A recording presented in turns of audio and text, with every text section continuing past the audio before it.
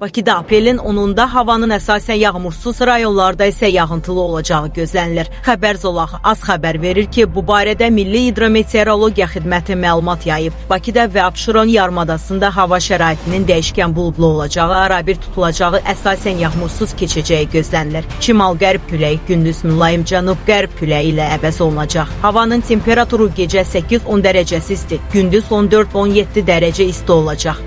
Atmosfer təzyiqi 763 mm civə sütunundan 760 mm civə sütununa enəcək. Nisbi rütubət 60-70% olacaq. Azərbaycanın rayonlarında hava şəraitinin bəzi yerlərdə arabir yağıntılı olacağı gözlənilir. Ayrı-ayrı yerlərdə qısa müddətli intensivləşəcəyi, çimşək çaxacağı, dolu düşəcəyi, bəzi dağlıq ərazilərdə qar yağacağı ehtimalı var. Axşam yağıntılar tədricən kəsiləcək. Bəzi yerlərdə arabir duman, mülayim şərq küləyi əsəcək. Havanın temperaturu gecə 6-9 dərəcə isti, gündüz 17-22 dərəcə isti, dağlarda gecə 1-6 dərəcə isti, gündüz 10-15 dərəcə isti olacaq.